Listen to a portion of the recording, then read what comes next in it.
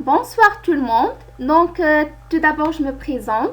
Je m'appelle Kautar Tifidet. Je travaille sur le thème d'électronique et énergie renouvelable au sein du laboratoire d'électronique et traitement de signal à la faculté des sciences Ibn Zohr d'Agadir. Aujourd'hui, je vais vous présenter notre travail qui concerne une nouvelle méthode numérique efficace pour l'identification du générateur photovoltaïque sous les conditions de test standard et un nouveau modèle analytique pour la prédiction des 5 paramètres dans les conditions extérieures. Ce travail est organisé selon le plan suivant. Tout d'abord, on a une introduction. Deuxièmement, le modèle à simple diode va être expliqué. Dans la troisième partie, on va introduire la nouvelle méthode pour l'extraction des 5 paramètres.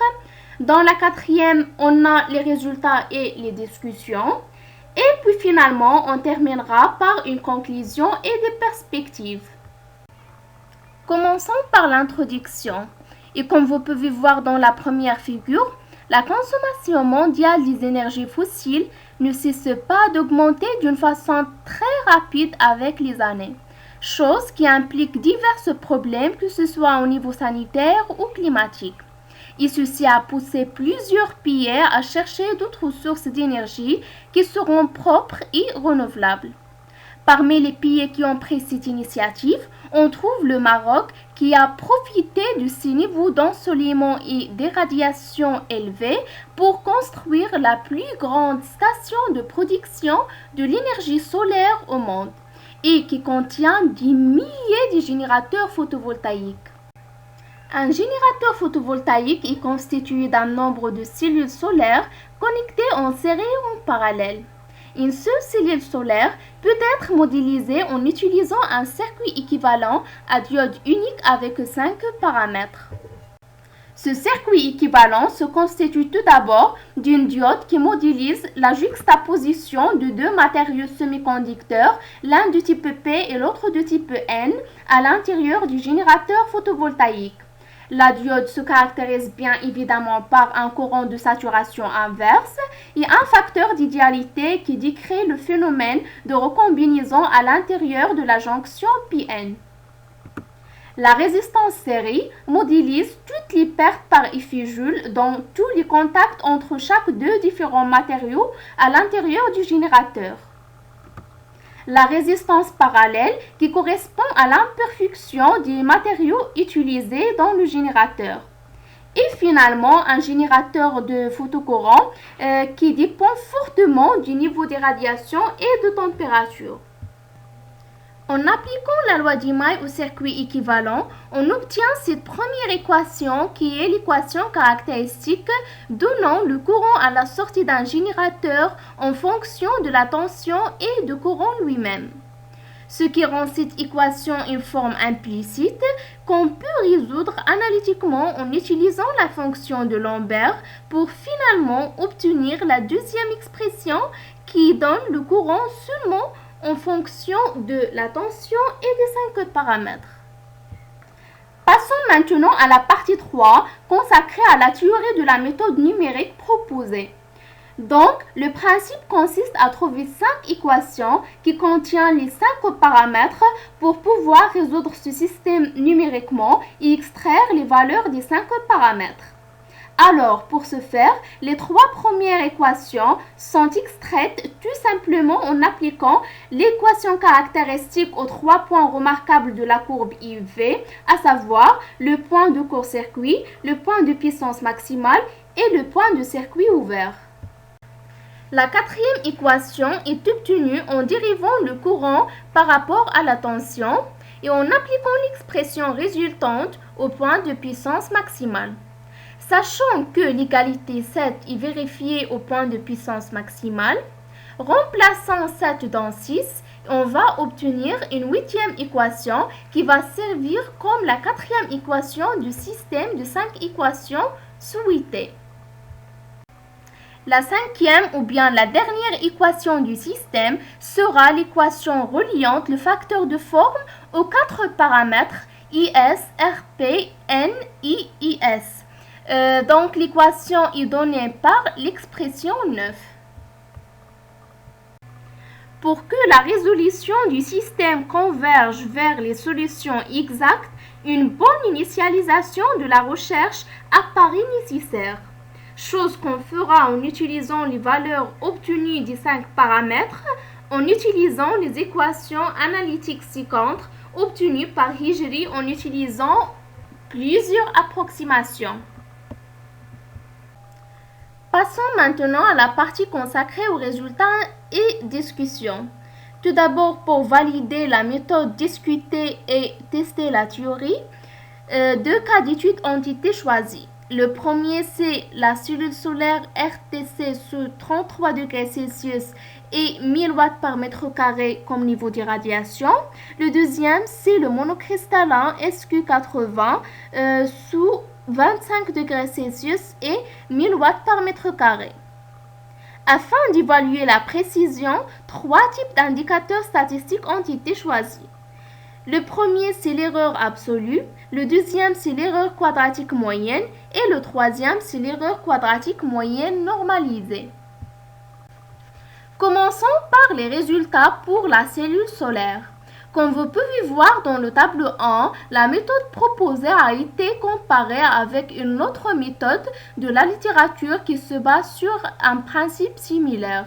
Vous pouvez constater que les valeurs des 3 paramètres IPH, IS et RS sont proches par les 2 méthodes, mais pour NIRP, les valeurs s'écartent, de telle sorte qu'on obtient la plus faible valeur de NRMSE par la nouvelle méthode. Et ici, dans la première figure, vous trouvez les caractéristiques IV mesurées et prédites par les 2 méthodes. Comme vous pouvez constater, la caractéristique IV obtenue par la nouvelle méthode correspond bien aux mesures. Et dans la figure juste à côté, vous trouvez les courbes d'erreur absolue des 2 méthodes. Et généralement, la nouvelle méthode donne une meilleure précision pour l'identification de la cellule solaire. Passons maintenant à la validation de la méthode pour le monocristallin SQ80. D'après le tableau 2, et comme vous pouvez remarquer, la méthode a été comparée cette fois-ci à 2 autres méthodes. Une première qui est numérique et une deuxième qui est analytique. Les valeurs des 4 paramètres N, RP, RS et IS obtenus par les 3 méthodes sont différents. Ce qu'on peut s'y remarquer, encore une fois, la présente méthode a donné une meilleure précision en donnant les plus petites valeurs de RMSE et NRMSE. Donc, encore en traçant les caractéristiques IV mesurées et celles calculées par les 3 méthodes, on peut remarquer d'après la première figure que la méthode proposée correspond à une caractéristique IV qui passe exactement par tous les points mesurés.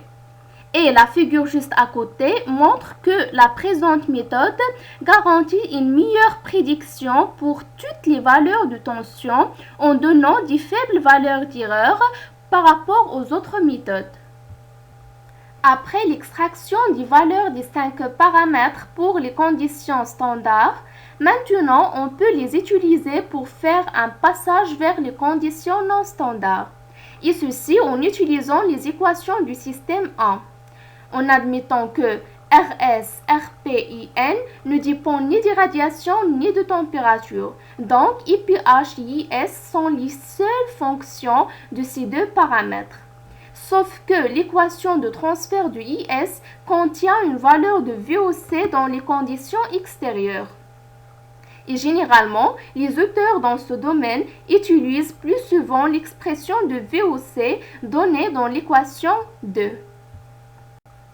C'est à ce point-là qu'on propose une nouvelle expression donnée par l'équation 3 et qui permet de calculer VOC dans les conditions extérieures à partir de sa valeur dans les conditions de test standard. Les coefficients de cette expression sont donnés dans le tableau 3. Pour pouvoir comparer l'ancien modèle au nouveau modèle, la figure 1 donne les valeurs de VOC mesurées et celles calculées pour différents niveaux d'irradiation. Donc, D'après la deuxième figure qui donne les erreurs absolues correspondantes à l'écart entre les valeurs mesurées et les valeurs calculées par les deux modèles, on peut constater que la méthode proposée ou bien le modèle proposé il est plus efficace que l'ancien. En appliquant maintenant les équations de transfert vers les conditions non standards, et d'après la première figure, on constate que la nouvelle méthode garde sa précision même pour les conditions extérieures. Et la figure 2, qui donne NRMSE en fonction de l'irradiation, montre que le nouveau modèle de VOC implique les plus faibles valeurs pour la prédiction dans les conditions extérieures. Si on fixe maintenant le niveau d'irradiation à 1000 watts par mètre carré et en faisant varier la température de 25 jusqu'à 60 degrés Celsius, on remarque d'après la figure 1 qui présente les courbes IV mesurées et calculées et la figure 2 qui donne le NRMSE pour chaque niveau de température, on remarque que les valeurs extraites par la nouvelle méthode dans les conditions standards garantissent bien une bonne précision pour les conditions extérieures. Et ici, dans la première figure, on a les erreurs relatives aux courbes IV calculées par la nouvelle méthode en utilisant les deux modèles de VOC. Comme le montre la figure, les erreurs pour la tension VOC sont très faibles en utilisant le nouveau modèle de VOC. Et la figure 2 correspond à la variation de la température pour laquelle AE ne dépasse pas 0,155 ampères. Pour pouvoir examiner l'influence du nouveau modèle de VOC sur la prédiction du poids de puissance maximale, la figure présente les erreurs absolues entre les points de puissance mesurés et les points de puissance calculés, pour différents niveaux d'irradiation bien sûr. Et comme il apparaît, le nouveau modèle garantit une meilleure précision de prédiction de points de puissance maximale pour la variation de l'irradiation. Et puis finalement, pour la conclusion, on peut dire qu'un générateur photovoltaïque peut être modélisé par un circuit équivalent à diode unique avec 5 paramètres. La méthode présentée dans ce travail repose uniquement sur les valeurs des points remarquables de la courbe IV pour calculer numériquement les valeurs des 5 paramètres en utilisant Fsolve de MATLAB. Et un nouveau modèle de VOC a été proposé pour la prédiction dans les conditions extérieures. Les résultats pour les deux cas d'étude ont montré une bonne précision par rapport à d'autres méthodes. Comme perspective, nous envisageons de minimiser l'espace de recherche de la méthode numérique et appliquer cette méthode pour la prédiction en temps réel. C'est tout pour cette présentation. Merci pour votre attention.